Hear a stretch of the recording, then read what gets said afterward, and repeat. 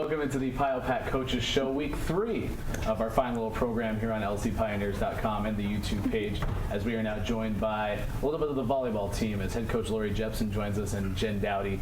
As we head into a Pio Stream volleyball weekend, ladies, our first chance to watch your team adjacent to the Pio Pack Coaches Show, which we're really excited about. We've had a featured guest each week, football, soccer, and now you.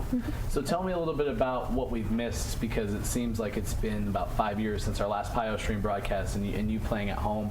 How excited are you each to return back to Pamplin for this weekend? Well, we have been on the road a lot. I think we've played 5 straight matches on the road. And we had a tough weekend in eastern Washington where we had to play Whitworth and Whitman. And that's always a tough road trip. So it will be nice to, well, after we go to PLU on Friday night, it will be nice to get back here on Saturday and home crowd. And I think a lot of people are coming from the campus. So it'll be great to be back in front of our team people. So. From the player's perspective, how much different is it at home than when you're away? Oh, it's so exciting at home because we have so many fans, so much school support that comes out to watch us, and it's nice to be able to play matches where we practice. It's a little bit different with when we're at away gyms. Yeah, I mean, you hear that all the time. I mean, home court advantage, I mean, having to leave. But it's just different for each person, from the coach to the player. And I always like to get that perspective because, I have my different reasons for not liking to play on the road, especially those long trips like the ones out to Eastern Washington. However, we asked the soccer team, because you made the trip on the same weekend, we asked them, what was it like being on the road for the team? Does it create an opportunity to kind of come together as a team and get to know each other a little bit better? Yeah, I would say it does. I mean, we don't have a whole lot of time. Most of it's spent on the bus, and the girls do a lot of studying during that time and catching up on stuff. But of course, I mean, seeing each other away from volleyball and even away from campus is always good because you get to know people on a more personal level, and kind of hang out in a different way.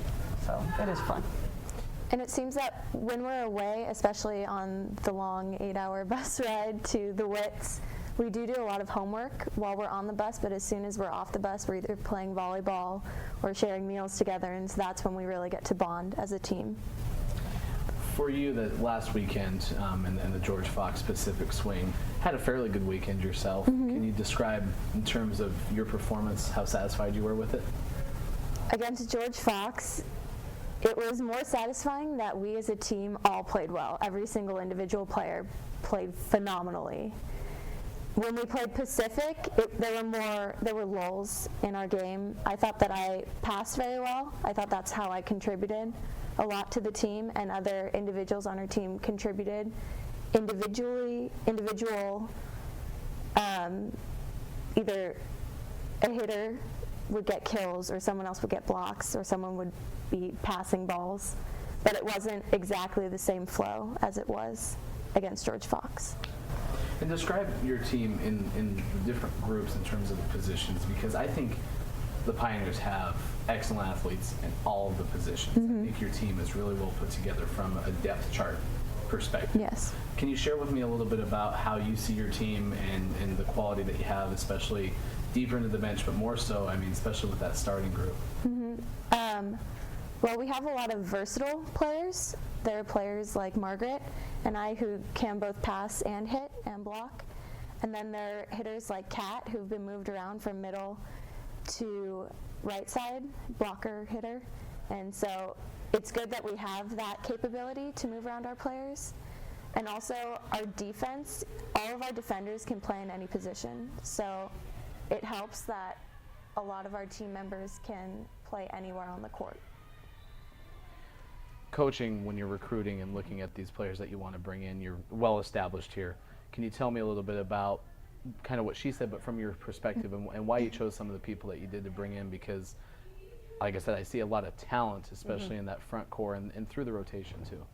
Yeah, I've been fortunate. When I started here, basically it was rebuilding the program. In the last few years, we've been able to actually recruit players that we feel can make a difference in the program and raise the level.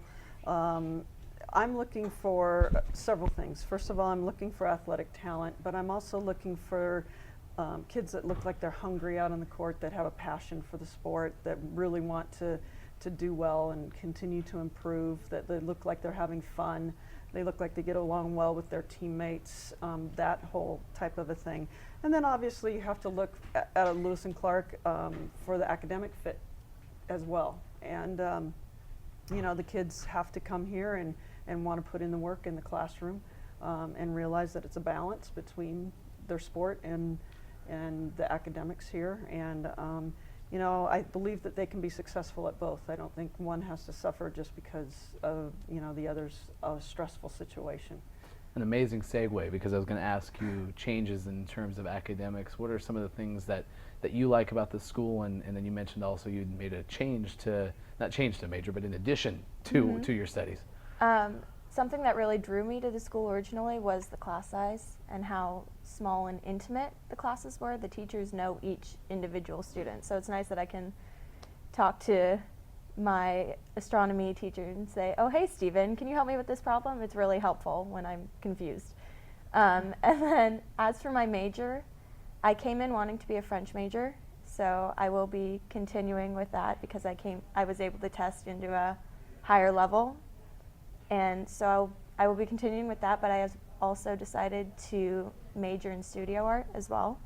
So it will be a fun balance between French and art classes.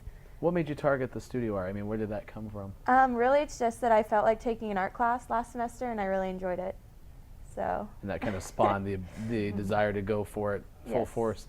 Do you know a little bit about what that's going to look like in terms of the class schedule or some of the things that you are excited to be taking in that track? I went in depth for the last couple weeks trying to figure out if I wanted to minor or major, and that was a huge deciding factor because there are a lot of classes, and studio art classes take a lot of time outside of class as well. So I figure I have to go abroad for my French studies, so I will probably, hopefully, be able to count some of those credits towards my art credits as well. And I'm also planning on taking summer school to fit in courses.